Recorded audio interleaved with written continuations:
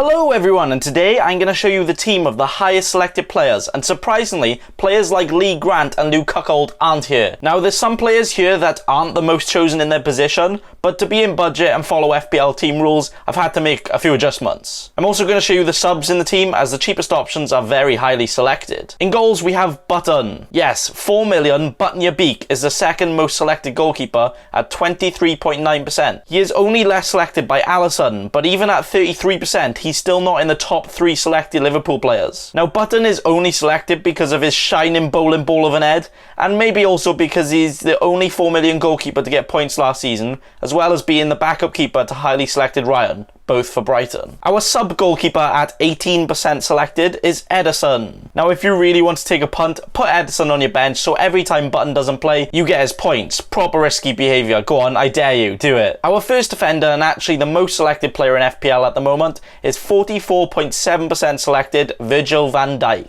I would guess he's the most selected because in terms of last season points, he's an amazing price. Also saving that $500,000 from his fullback alternatives. But he does also have that goal threat of absolutely twatting the ball with his noggin. Our next defender at 35.8% selected is Robertson, who I think will be a better option than Virgil van Dijk, as I'm sure he will always deliver, hence why he's got 5-star rating on Deliveroo. Then surprisingly to me, we have Aaron Wan-Bissaka, who is chosen by 35.4%. He was a great option for his price last year, but it's still unclear if Man United can get back to their defensive best, trying to compete with the Travelodge for clean sheets. Next up at 27.2% is Luca Dean. Good potential for attacking returns after taking some free kicks, but even though Everton had a lot of clean sheets last season, that could change without having Zuma, but we will soon find out. But also, it might not change. Our last defender is 4 million Kelly. For 4 million, he could be one of the most played players after playing 90 minutes in each of Palace's last 7 games, so can see why he's on most people's benches, until Sacco comes back and Kelly is transferred out by thousands after the first game week because he probably won't play. And honourable mention to Trent, as he is selected by 28%,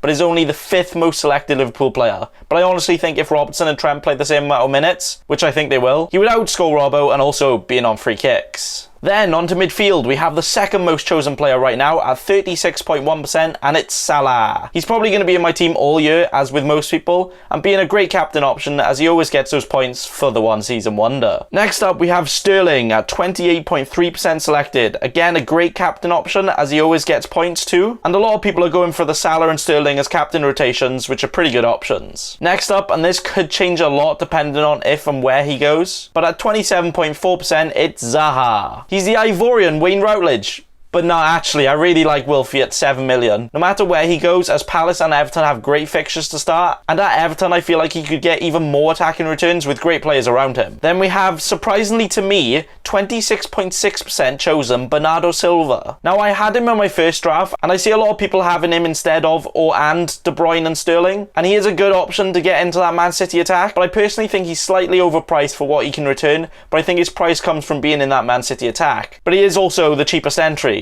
Just the way I like it. Then we have the highest chosen cheapest midfielder at 13% chosen. It is Den Donker. He played almost all of the last half of the season for Wolves, so a very good option with a very good chance of getting a lot of minutes, even with some goal threat. And on to forwards, we have Jimenez at now 34.6%. But after the first week, he was actually the most selected at over 45%. So maybe people have come to their senses and see that he's not the best option, but actually a pretty good option for the price. But I reckon Wolves' assets won't be as good this season because they have Europe, so they'll probably be rotated more, which obviously isn't good for FPL. Then on the bench we have Greenwood at 13.7% selected and Nketiah at 5%. Greenwood's selection rate has shot up after an impressive preseason, but I feel like it's more likely for Ole to get sacked before Greenwood starts. So Ole's at the wheel of a Nissan Cube. So there we have it. As you can see, a high selection of people are going for those Liverpool defenders, and the midfield options splitting up even more. You can use the selection rate to see the main choices people have gone for, but try not to be too convinced by the highest number